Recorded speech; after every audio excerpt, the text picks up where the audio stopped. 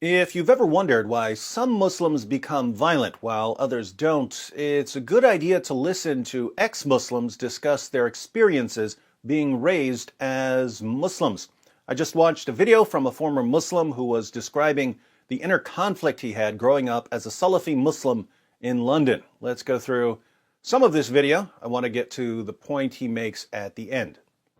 I was brought up believing that the West is at war with Islam, and that because the West is at war with Islam, the West is therefore a legitimate target for attacks.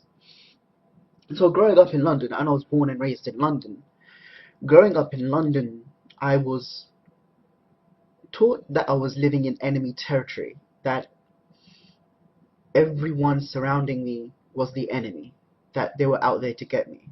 Notice he said he was taught that he was in enemy territory. So either his parents or his Muslim leaders were teaching him that the non-Muslims around him were his enemies. Needless to say, viewing everyone around you as your enemy can affect the way you interpret various events. And it was within this kind of mentality that when 9/11 happened and all the conspiracy theories started flying around about the Americans making it up and doing it so that they could have an excuse to invade Muslim countries, I believed them because it fitted with what I believed in, with what I had been taught. Now, if you view the people around you as the enemies of Muslims, how are you going to interpret the wars in Iraq and Afghanistan? And then when the Afghanistan and Iraq wars happened, I understood them in a way that explained that actually the reason why they were attacking these Muslim countries was simply because they were Muslim, because they wanted to kill Muslim people. I honestly believed that, even as and kind of growing up as like a 16-year-old. So the wars in Iraq and Afghanistan are wars against Muslims, and you're a Muslim living behind enemy lines. What do you do? So when those wars happened, I got really angry and I thought, see, they're doing it just to kill Muslims. Therefore, I want to actually take revenge and carry out an attack in London. But our ex-Muslim friend obviously didn't end up carrying out a terrorist attack. Why didn't he join so many of his fellow Muslims in slaughtering unbelievers in the name of Allah? He gives us a few reasons. The first reason is simply because I just didn't have the means available to me. If had I had the means available to me when I was at my most radical and my most angry, then I think I probably would have carried out an attack. So he was willing to carry out an attack at one point in life. He was angry enough to carry out an attack. He just didn't have the means. He didn't have a gun or a bomb, so he kept waiting. Do you think there are other young Muslims who are willing to carry out an attack but simply don't have the means? I think so. I also think that you'd better give them some good reasons to reject Islam or at least doubt it before they get the means. Next reason.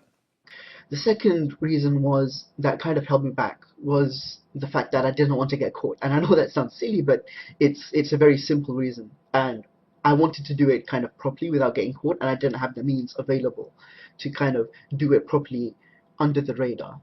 Here he's just thinking like a criminal. I don't want to get caught, so I need to wait until I come up with a plan that will allow me to carry out an attack without getting caught. Self-preservation. But whatever keeps you from killing people. Next reason. But then, after a little while of thinking about this, it viscerally just kind of felt wrong. And it just felt wrong killing people, innocent people. And because of that, I started looking for a reason to kind of find a reason to not carry out a terror attack, to kind of look for a reason for why terror attacks were wrong in Salafi Islam. And I was brought up as a Salafi. And I sought those interpretations and explanations out, and I found them. His conscience got to him. Glad this guy's not a psychopath. He simply felt that it was wrong to kill innocent people. And so he started looking for some justification within Salafi Islam not to wage jihad. Pretty creepy when you have to struggle to find reasons in your religion not to slaughter people. But he says he found such reasons. Because you're a British citizen, you have, in effect, um, an agreement with the British state saying that you will not carry out attacks. Therefore, you should not You should not carry out attacks because carrying out attacks will go against that agreement. Um, and I found this convincing, and I stopped myself from carrying out attacks. Because you're a British citizen, you're under a kind of agreement with your country not to attack it. I've heard people like Anjem Choudary say the same thing. Anjem Choudary is clearly a fan of jihad, but when he's asked why he shouldn't be considered dangerous, he says that Muslims in Great Britain have an agreement with Great Britain not to attack it. Putting all of this together, we can see once again that there are different kinds of Muslims. There are Muslims who love their countries and would never dream of attacking their fellow citizens. But there are Muslims who believe that they're in enemy territory, living in countries that they believe are at war with Islam.